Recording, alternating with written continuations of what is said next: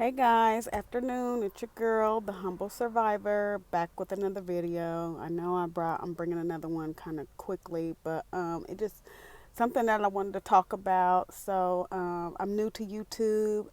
This is kind of therapy for me, and I'm pretty sure from what I've seen, a lot of people are dealing with the same thing or have dealt with it. And so this video is that to talk about myself. Like I was my NARC's number one grade A supply. And I'll tell you why.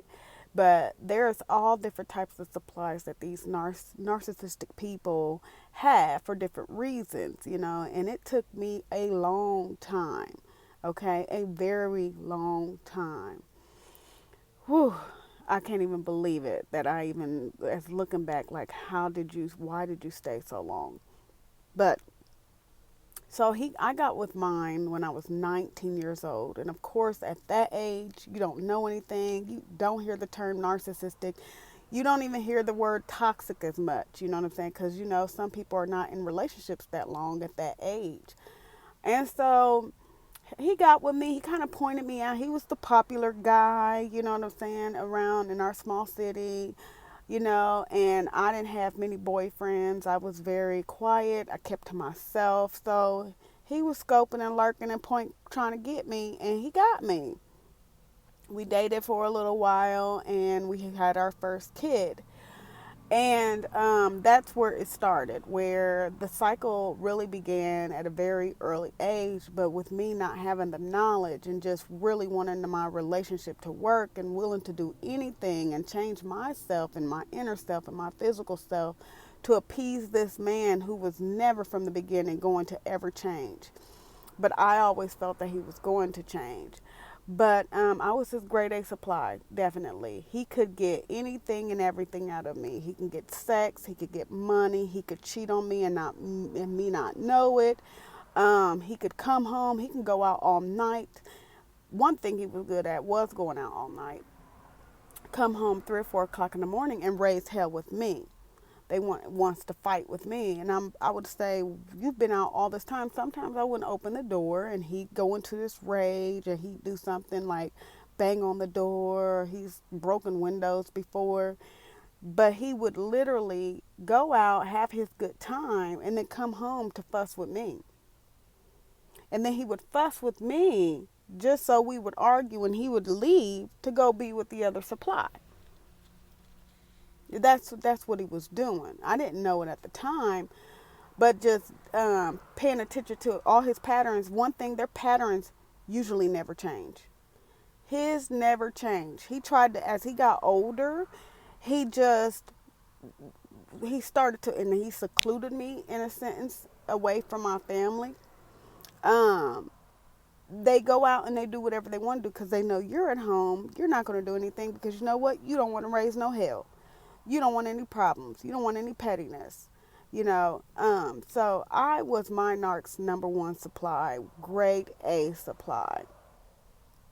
And it's disheartening to know that because I gave this man 15 years of my life, from being a young girl at 19, um, and to being in this relationship with this man for so long. And I had to ask myself at even that age, why did I stay, or why did I even put up with the crap? Well, I had low self-esteem. I had low self-esteem. I didn't know myself. I didn't love myself. I think I just desired a relationship. And once I had our first kid, I desired a family. That's just my makeup. My DNA was to be a family and to raise my children with both parents in the household. So, yeah, that was my ultimate goal. And so, considering, I think he knew that I had low self-esteem, and he felt like he was the prize and that he saved me, because of course it would come up in our arguments. Oh, I saved you when your mother didn't want you, blah blah blah, all this stuff. And the thing about it is that, yeah, me and my mother did have a relationship issue, which caused me to continue to want to run back to this man. But for him to throw it in my face was just, like a smack in the face. And it let me know where he stood as if he was superior and I was inferior to him. And that's the thing with narcissists. They think that they are the best. They're the shit. Can't nobody tell them nothing. They're invincible. Like they just think that they are God's gift to everyone when they're not. They're poison. They're cancer. That is what they are. And they will suck the life and energy out of you if you are not hip to their games. If you don't even pay attention to your intuition. And so, as I embark on this journey, I'm just making these videos to just share some of my awakening experiences. And one of those was realizing that I was his grade A supply. But I chucked that deuces up not real quick, but when I did, I let him go.